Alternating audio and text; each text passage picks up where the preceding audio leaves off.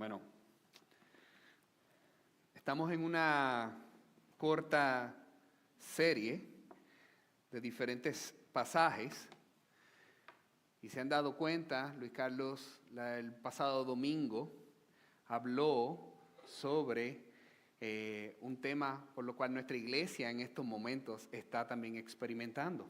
Y hemos visto la bondad de Dios, de que Dios continúa haciendo su obra, multiplicando más su reino en la región de Tampa. Y eso es de mucho gozo para cada uno de nosotros poder ser partícipes de esta obra maravillosa de Dios. Pero esta obra, Dios no tan solo multiplica lo que es en número, en cantidad de personas, sino también en oficios. Y entre uno de ellos, el oficio del pastor. Lo que hace es que estamos ahora nosotros, la Iglesia Palabra de Vida, experimentando nuevamente. Esta no es nuestra primera experiencia. El Señor nos ha bendecido en que esto continúa. La posibilidad de que hayan más pastores y nuevos pastores para Palabra de Vida, mientras su reino se sigue expandiendo. Así que, en base a eso es que estamos ahora caminando con este texto que nuestro amado hermano Nicolás nos ha leído en esta tarde. Les quiero hacer una pregunta. ¿Alguna vez, alguno de ustedes, se ha despedido de alguien a quien usted aprecia profundamente, sabiendo que tal vez no lo vea por mucho tiempo e inclusive tal vez no vuelva a ver a esta persona? Probablemente hijos que se van a la universidad y se mueven a otro estado. O un familiar querido que se muda. O un amigo íntimo que acepta un trabajo en otro estado. ¿Has experimentado eso? Si es así, ¿cuáles fueron tus últimas conversaciones con ese amigo o esa amiga? O esa persona amada. Y si no has experimentado eso, ¿qué tipo de aliento tú le darías para que esas personas se puedan mantener firmes? Acuérdate de comer bien, tal vez le dices. De tener cuidado con los extraños. O de ser prudente con las nuevas relaciones. De encontrar una iglesia donde puedas tener comunión con los demás. Ahora, la pregunta es ¿por qué nos damos a la tarea de hacer esto? Y es porque nace de un amor profundo por esa persona que nosotros vamos a extrañar. También conocemos lo más probable sus debilidades y en donde ellos pueden caer. Y por eso queremos darle ese consejo, porque nuestro mayor anhelo es que tengan éxito, que no sufran. Queremos verlos brillar hacia donde ellos van a emprender en el futuro. Ahora, este texto que estaremos viendo juntos nos habla de un amor más puro, más genuino.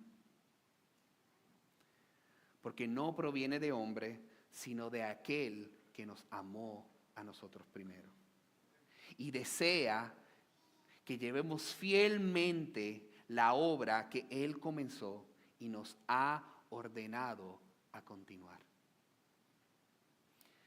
Me gustaría que durante todo el sermón tengan esta pregunta consciente en ustedes, como creyente.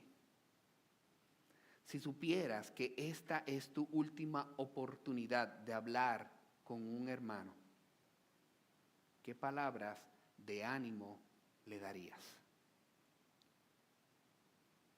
¿Qué palabras de ánimo le darías? Porque yo sé lo que Dios quiere decir. Y es cuidar fielmente de la iglesia por la que Cristo murió. Cuidar fielmente de la iglesia por la que Cristo murió. Pablo nos va a llevar a través de 4 puntos claves en los que nosotros podemos cuidar fielmente de la iglesia que deberíamos considerar muy bien. Ahora, para traerles un poco de contexto, Lucas ya lleva desde el capítulo 18, verso 23, hasta el capítulo 21, la misión de Pablo en Éfeso, donde el apóstol estuvo por más de 2 años en Éfeso. Nos encontramos ahora en el capítulo número 20, donde en los versículos del 1 al 6, el relato que hace Lucas de las últimas visitas de Pablo a las iglesias de Macedonia, Acaya y Asia. Y subraya realmente algunas cosas claves. Él destaca la importancia de animar y consolar a los creyentes. Esa es la obra que comienza a hacer Pablo. Pero no tan solo eso, en los versículos 7 al 12, él comienza a describir esta conocida historia que se queda dormido un hombre llamado Eutico, mientras Pablo está predicando, y cae de una ventana de 3 pisos de alto. Pablo baja, resucita a Eutico a través del poder del Espíritu Santo y vuelve a subir y continúa hablando hasta el amanecer. Si alguien se queda dormido durante mi sermón, a mí no me preocupa, porque primero estamos en el primer piso y donde ustedes están sentados solo les queda 2,5 pies del suelo. Si algo les va a ayudar es que se van a levantar de la caída. Así que este discurso es bien peculiar e único en Hechos, ya que es el único que se dirige a un público cristiano. A través de todo el libro de Hechos, este discurso es el único que se dirige a creyentes. Todos los otros discursos que ustedes van a leer, si leen en Hechos, son sermones evangelísticos. Y él les predica predicaciones a judíos, a gentiles, también defensas judiciales, pronunciadas ante el Sanedrín en los primeros tiempos de la iglesia. Y más adelante, posteriormente, ante autoridades judías y romanas. El Espíritu Santo quiere mostrar cuál es el corazón y las prioridades que deben caracterizar aquí a un pastor fiel. Y el alto valor que Cristo le ha puesto a su iglesia. Este texto se parece mucho a lo que Pablo más adelante le encarga a Timoteo en sus epístolas, donde él insta a Timoteo a que vigile tanto su vida como su enseñanza por el bien de su alma y el de los demás. Él dice, 1 de Timoteo capítulo 4, verso 16, presta mucha atención a tu vida y a tu enseñanza. Persevera en ellas, pues así te salvarás a ti mismo y a tus oyentes. Además de esto que resuena a lo que le escribió a Timoteo, algo mucho más importante. Este discurso se asemeja al tono sincero de las palabras de Cristo a sus discípulos, recogidas en el Evangelio de Juan, capítulos 14 al 16, donde Cristo le da su discurso a sus discípulos, porque viene su inminente partida. Esto es un discurso en que Pablo sirve aquí de una manera emotiva esta despedida a los ancianos, pastores de la iglesia de Éfeso. Y exalta con mucha seriedad la misión común que todos tenemos. Veamos el primer punto que se ve en los versos 17 al 21. Y es que él da su testimonio. Pablo comienza reconociendo en el verso 17 la pluralidad de ancianos en la iglesia de Éfeso. Habla a los ancianos. Esto muestra la importancia de tener muchos líderes en la iglesia. Está recordando a los ancianos de Éfeso el tiempo que pasó sirviéndoles, pero colocando un gran énfasis en no sus obras, sino en el Evangelio. Él les habla de cómo se dedicó a la obra del Señor, no la obra suya. Esto los prepara a que sus motivaciones no han cambiado cuando Pablo se está dirigiendo a estos pastores. Todo lo que hago es por causa del Evangelio. El traerles eso a memoria también refleja que estos ancianos conocen bien a Pablo, ya que vivió y ejerció su ministerio entre ellos en Éfeso. No es una figura desconocida para ellos. Pablo fue quien los llevó a la fe a través de Cristo Jesús con sus enseñanzas. También fue el pastor que les ayudó a comprender las implicaciones del Evangelio. Y quizás también, muy importante, él fue su compañero de trabajo en la expansión del reino, lo que le convirtió en un hermano muy íntimo y un amigo fiel. Pablo dice que sirvió al Señor con humildad, lágrimas y durante pruebas. Su humildad nos habla de su postura delante de Dios y ante las personas. Sus pruebas nos recuerdan de su valor y su fidelidad. Y sus lágrimas llaman la atención a la ternura. Este tipo de servicio devoto al Señor tiene su origen en una profunda comprensión del Evangelio. El Evangelio, cuando se aplica en profundidad y completamente, nos conmueve, nos enternece y nos hace valientes. Nos hace humildes porque sabemos que no merecemos de esta gracia. El Salvador nos trajo al reino y eso debería a nosotros predisponernos a estar dispuestos a hacer lo que sea necesario para que el Evangelio se proclame eficazmente. El Evangelio nos hace tiernos porque el Espíritu de Dios nos hace personas gentiles y amorosas.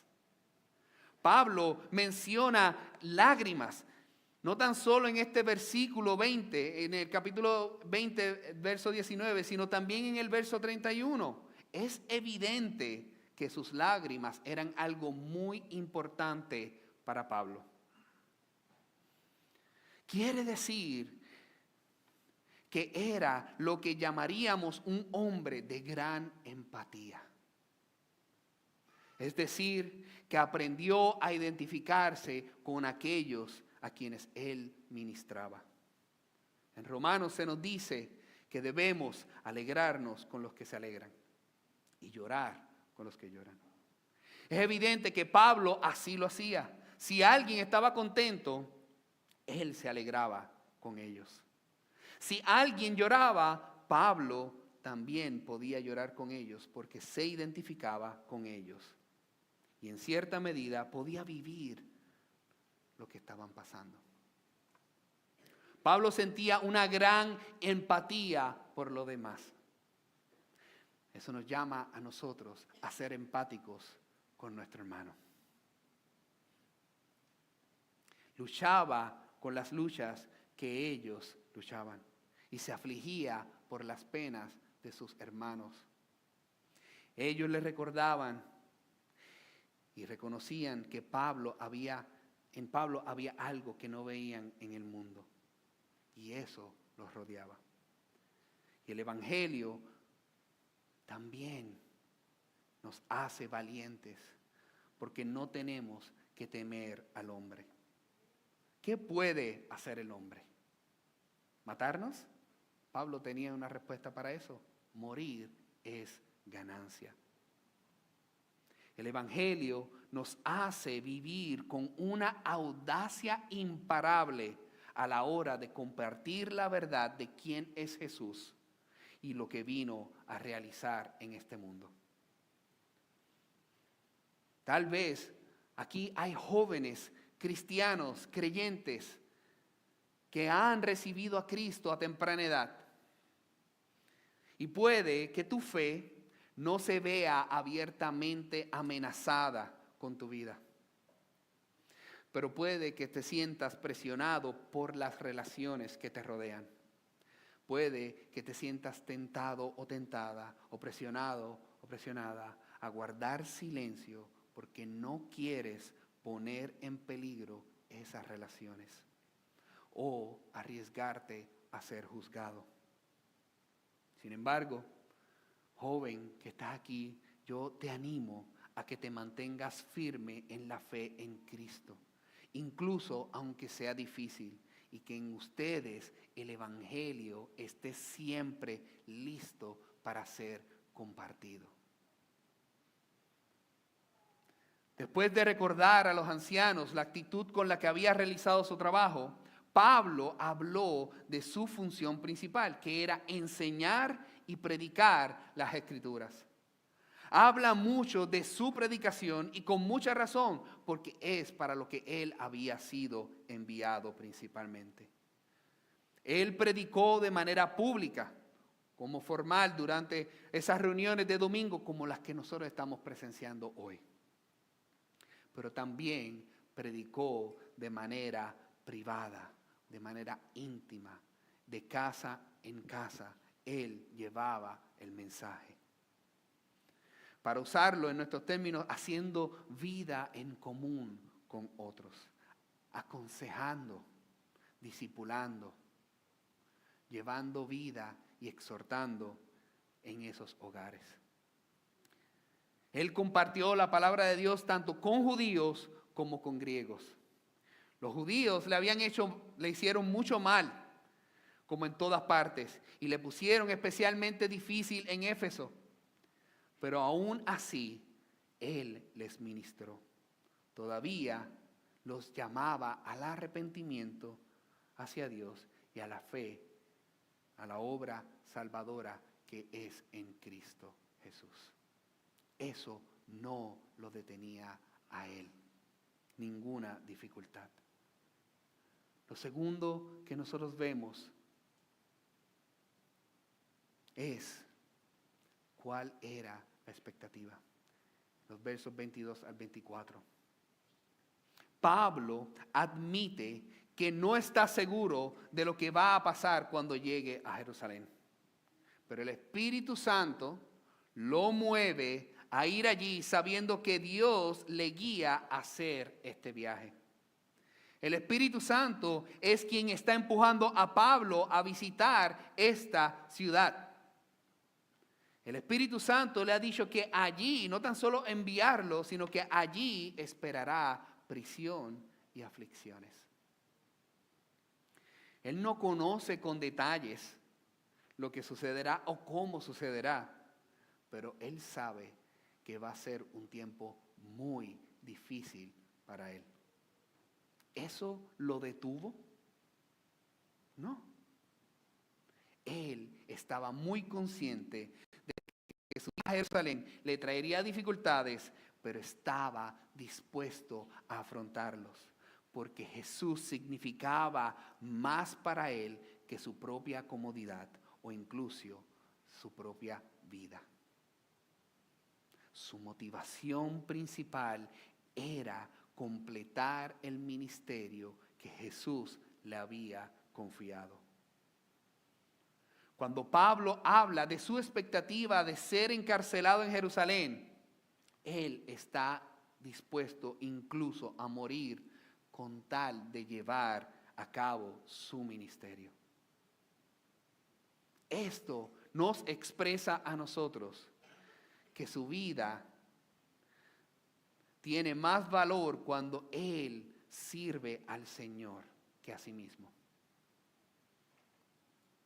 Si su viaje a Jerusalén acaba en ejecución, está dispuesto a renunciar a su vida, porque ir allí no es idea de él mismo, sino dentro del plan perfecto de Dios. Esto nos expresa también que él está completamente dedicado a la tarea que Jesús le ha encomendado. Pablo describe su identidad como predicador del Evangelio. La vida de Pablo es como una carrera con un objetivo. Y de hecho, la palabra carrera que se está utilizando aquí en este pasaje es un lenguaje de un recorrido que hace un atleta en un estadio. Cuando Pablo utiliza esta metáfora, se refiere a su concentración, a su trabajo duro y a su dedicación a la difusión del Evangelio. La palabra carrera transmite la forma en que Pablo se entregó por completo al trabajo ministerial, dando su vida por completo, dedicando cada parte de sí mismo al ministerio. Él estaba decidido, centrado y dispuesto a soportar dificultades por el bien de su vocación.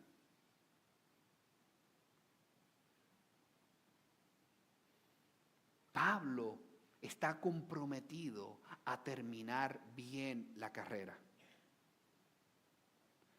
Él quiere seguir hasta el final, haciendo todo lo que pueda posible en obediencia.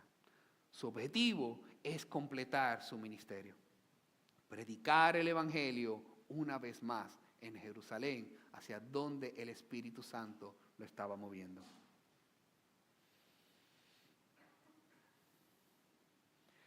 Aunque esto signifique enfrentarse a dificultades, Pablo no se iba a echar para atrás. Y las posibilidades de ser encarcelado en Jerusalén no lo iban a detener. Él está siendo impulsado por el Espíritu y él mantiene su rumbo aunque le cueste su vida. Esto nos habla a nosotros que cuando hacemos planes, inclusive planes para la obra del Señor, debemos ser flexibles, ya que el Espíritu Santo podría tener otros planes para nosotros. También a que nos puede llevar a momentos incómodos o retantes. Pero debemos encontrar satisfacción porque estamos dentro de la voluntad de Dios, si es el Espíritu Santo el que nos guía.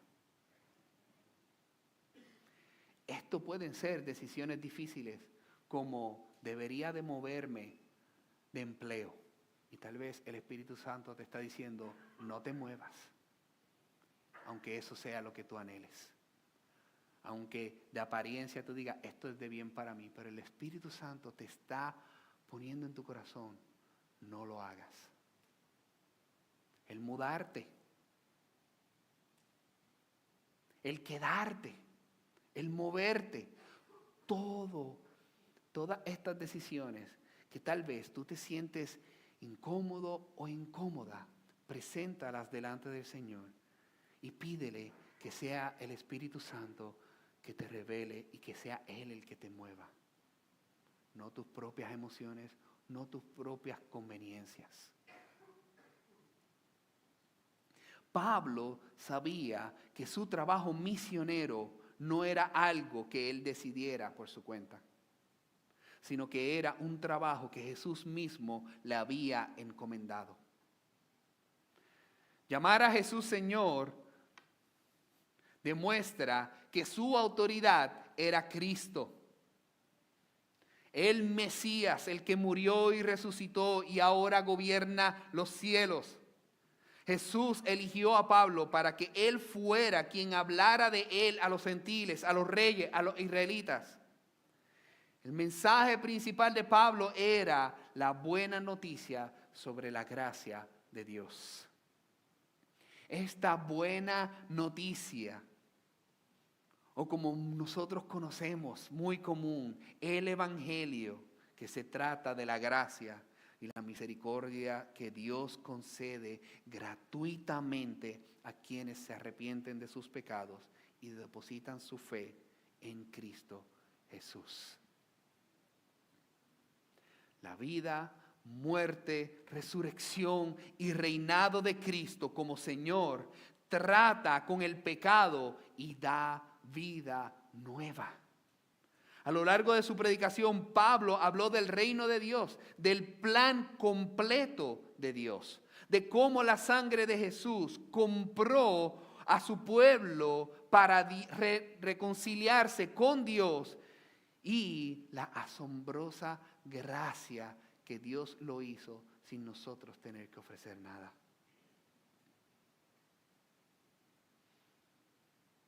Esto es lo que nosotros debemos de hacer cada día que nosotros nos reunimos como iglesia. Y con más razón aún, si aquí hay alguna persona que todavía no ha visto que Cristo vino a vivir esa vida perfecta que nosotros no podíamos vivir y no podemos vivir, pero a pagar el precio que nosotros no merecemos por nuestro pecado,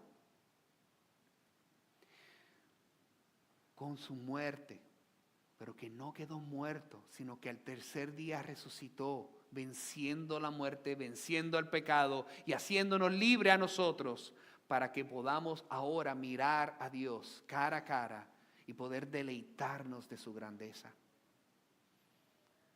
Nosotros depositar nuestra fe en esa obra redentora. Si todavía tú no has abrazado eso, yo te imploro, no esperes un minuto más. Acércate a un hermano o una hermana para hablar más sobre qué es esto de las buenas noticias de la gracia de Dios. El objetivo de la vida no es tener una larga vida, sino una vida plena, vivida para la obra y gloria de Cristo. Sabiendo esto nos lleva a nosotros al tercer punto. La confianza que Pablo tenía, en los versos 25 al 27. Pablo estaba diciendo precisamente en estos versos del 25, y ahora aquí, yo sé que ninguno de todos vosotros, entre quienes he pasado predicando el reino de Dios, verá más mi rostro. Por tanto, yo os protesto en el día de hoy que estoy limpio de la sangre de todos, porque no he rehuido de anunciaros todo el consejo de Dios. ¿Cómo podía decir Pablo que él era inocente de la sangre de todos los creyentes? Porque él no se contuvo en ningún momento de expresar, declararles exhaustivamente la palabra de Dios. Él predicó el plan redentor de Dios prometido en el Antiguo Testamento y cumplido a través del Evangelio. Pablo no era responsable de sus oyentes que aceptaran o rechazaran el mensaje que fielmente él compartía con ellos. ¿Por qué? Porque su responsabilidad era solo compartirlo. Asimismo, es nuestra responsabilidad solo compartirlo. Es el Espíritu Santo el que trae vida, no nosotros. Yo no necesito convencer a nadie o persuadirlos con palabras bonitas, porque es el Espíritu Santo el que dirige la mirada de cada uno como creyente a Cristo. ¿Acaso eso no es maravilloso? ¿No nos quita una carga? Lo que debemos de ser es fieles a cómo comunicarlo según las Escrituras nos indican a nosotros. Pablo podía mirar a los ancianos de Éfeso a los ojos y decirle: no he dudado en anunciarles toda la voluntad de Dios. Durante 2 años, Pablo proclamó el Evangelio e instruyó al pueblo consistentemente y diligentemente. ¿Por qué? porque reconoció que el crecimiento espiritual y la madurez en Cristo no pueden ocurrir sin la comunicación fiel de la verdad bíblica. ¿Cómo un matrimonio va a poder entender el perdón si no conoce y es enseñado continuamente la profundidad del Evangelio, que Cristo nos perdonó sin condiciones? ¿Cómo podemos entender que hemos sido llamados a reconciliación cuando hay relaciones y disputas entre los hermanos? Si no es cuando nosotros entendemos a profundidad que el Evangelio, Dios, a través del Evangelio, Dios se reconcilió con nosotros. ¿Cómo puedo entender que debo de ser humilde y no orgulloso? No tener una estima más alta de la que Dios ya me ha dado, entendiendo que Cristo se humilló hasta la muerte y la muerte de cruz, con el propósito de cumplir su perfecta obra. Es posible también que esta parte del discurso de Pablo, él esté aludiendo al ministerio profético de Ezequiel que nosotros vemos en Ezequiel capítulo 3 y el capítulo 33, donde Dios llama a Ezequiel como un vigilante fiel. La tarea del profeta consistía pues en dar la voz de alarma cuando viera algún peligro. Si los ciudadanos no hacían caso de la advertencia, no tendrían a nadie a quien culpar de las consecuencias excepto a ellos mismos. Se puede decir que Pablo les dio la voz de alarma. Él dice: yo prediqué fielmente el mensaje y no me abstuve de nada. Lo hice con amor, con ternura, con firmeza. Por tanto, mi conciencia delante del Señor está limpia. A través de esto, nosotros vemos que también, y es el cuarto punto, Pablo entonces, con estos primeros 3 puntos, entonces él les encarga a los discípulos, a los pastores. Mientras Pablo reflexiona sobre su tiempo en Éfeso y mira hacia adelante, hacia los retos que tendrá que afrontar, él se dirige entonces a los ancianos con un último mensaje. Las experiencias del pasado y la anticipación del futuro lo van a guiar a su labor ministerial actual. En esencia, su llamamiento a ser vigilantes, velad. Es algo importante que debemos de notar, que es el Espíritu Santo el que nombra en última instancia a estos ancianos. Dios es quien llama a las personas al ministerio. No es algo que alguien pueda elegir por sí mismo. El Espíritu Santo despierta el deseo de esta obra en el corazón de una persona. Ahora, no todo el mundo tiene que ser pastor en la iglesia. Para hacer un trabajo importante para el reino, como miembro lo puedes hacer. Si el Espíritu Santo no te ha estado guiando a ser un pastor, todavía puedes hacer una gran diferencia de otras formas. El Espíritu usa a cada creyente para hacer la obra del ministerio. Dios pagó el precio más alto posible por la iglesia a través de su muerte. Así que si Él lo hizo a través de su muerte y Él estableció su iglesia después de haber resucitado, ¿cuán valiosa ustedes creen que es la iglesia? Ella fue comprada por la sangre de Jesús. Esto significa que nunca debemos tener una estima baja de lo que es el tiempo como iglesia. Debemos amar profundamente la iglesia local, amándola, reuniéndonos con regularidad y fielmente, con gozo, con anticipación de que vamos a estar juntos, mirando al Señor, mirando hacia adelante, antes y después del servicio, buscando la comunión con otros hermanos y otras hermanas. Teniendo en cuenta esto,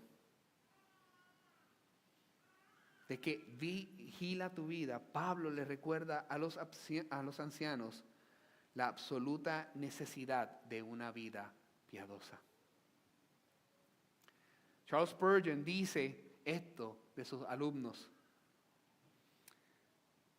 cuando les decimos, mis queridos hermanos, cuiden su vida, queremos decir que cuiden hasta las más minuciosas de su carácter. Evita las pequeñas deudas, la impuntualidad, los chismes, los apodos, las pequeñas riñas y todos esos pequeños vicios que llenan de el ungüento de moscas. También Robert Murray dijo: la mayor necesidad de mi pueblo es mi santidad personal. Entonces, la mayor necesidad para ustedes, palabra de vida, es la santidad de sus pastores. Ser santo es clave para ser fiel en el ministerio. Puedes ser talentoso en el trabajo para el que Dios te ha llamado, porque hay mucho talento. Pero si no hay una vida piadosa, el ministerio no va a durar mucho. No importa qué tan sólida sea tu teología o qué tan carismático seas, si tu carácter no se alinea con lo que enseñas, todo es para nada y se pierde. Tienes que perseguir la piedad, simple y llanamente. Pero no estoy hablando de ser perfectos, nadie lo es. Estoy hablando de vivir una vida que continuamente busca arrepentirse y crecer y madurar más en la fe. Incluso, si un pastor no es el mejor orador, aunque una de sus cualificaciones debe ser capaz para enseñar, su vida de santidad complementa su ministerio para que la iglesia se vea saludable. El pastor no puede mantener su vida separada del trabajo. Lo que hacen en su vida personal siempre va a afectar el ministerio. Si realmente están persiguiendo a Cristo, eso se va a demostrar en sus enseñanzas y de la manera en que sirven. Así que, en palabras de Pablo a Timoteo, a ustedes que están, algunos de los hombres que están aquí aspirando a ser pastores en el futuro, vigila tu vida con perseverancia. Nunca dejes de dar muerte al pecado y de ver la maravillosa hermosura y profundidad del Evangelio, no importa cuál es tu trabajo. Pero esto no es tan solo para los pastores, así debe de ser la vida de cada creyente. Por tanto, debemos de orar continuamente por nuestros pastores y animarlos a vivir fielmente en su devoción a Dios. Lo segundo que él da, que encarga Pablo a estos pastores es vigilar el rebaño. Pablo dice a los ancianos que velen unos a otros por el bien del rebaño. Pablo no solo hace hincapié a la responsabilidad personal individual, sino también a la responsabilidad mutua colectiva. Y esta es una de las razones por las cuales la pluralidad de ancianos o de pastores es tan importante. Los líderes deben de perseguir, rendir cuentas de cómo viven y de lo que enseñan. Deben protegerse mutuamente del error, el orgullo y de los abusos. La imagen que Pablo está trayendo sobre el rebaño y su pastor, si ustedes leen sus epístolas, no es muy frecuente en los escritos de Pablo, pero es una imagen muy fuerte en el Antiguo Testamento, ya que fue escrito a personas cuyas vidas eran todas pastorales. También era importante en la enseñanza de Jesucristo. Jesús habló de él mismo como pastor, diciendo: yo soy el buen pastor. Y el buen pastor da su vida por las ovejas.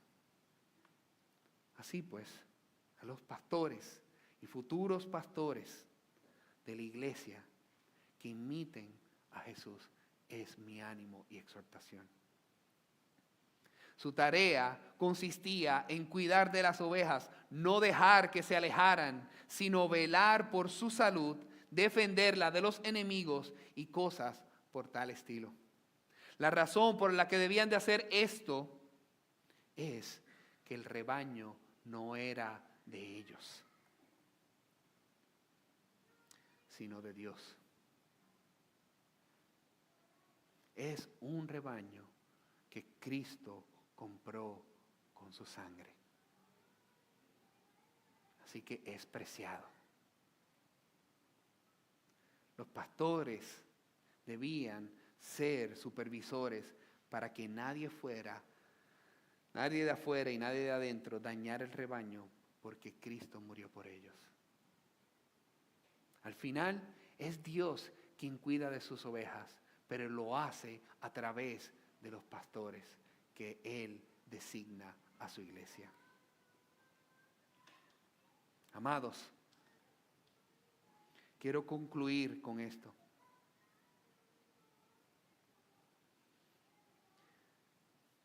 Hechos capítulo 20, este pasaje que hemos hablado, podemos observar que Pablo priorizaba constantemente el fortalecimiento de las iglesias existentes y la plantación de otras nuevas. Aunque tal vez tu vocación y circunstancias específicas pueden ser diferentes a la del apóstol, considera cómo puedes dedicarte de manera similar a edificar el cuerpo de Cristo y expandir el alcance del Evangelio. Como pastores o futuros pastores, debemos reconocer que invertir en el desarrollo de los demás no es una pérdida de tiempo. Pablo se iba de Éfeso, pero él ya había preparado hombres para eso. Y hay una segunda generación y una tercera generación que debía de continuar esta obra, aún él partiendo, no tan solo de manera geográfica, sino partiendo con su vida. La obra de Cristo continúa. Considera si te estás derramando en otros para crecer en fe, para que sus capacidades y dones ministeriales se continúen multiplicando. O considera si debes de buscar a un creyente maduro para que te ayude, te guíe y te sirva como mentor mientras continúas cultivando tus propios dones y el llamado al cual el Espíritu te ha colocado, con el propósito de que le des prioridad al desarrollo de creyentes y a otros líderes que impacten ahora mismo en este tiempo donde nosotros estamos viviendo. Oremos. Padre, venimos delante de ti, Señor, agradecidos. Agradecidos, Señor, por cómo tú cuidas tu iglesia, Señor, y la proteges. Cómo tú eres, a través del Espíritu Santo, que levantas líderes a ser fieles a ti para cuidar de tu rebaño.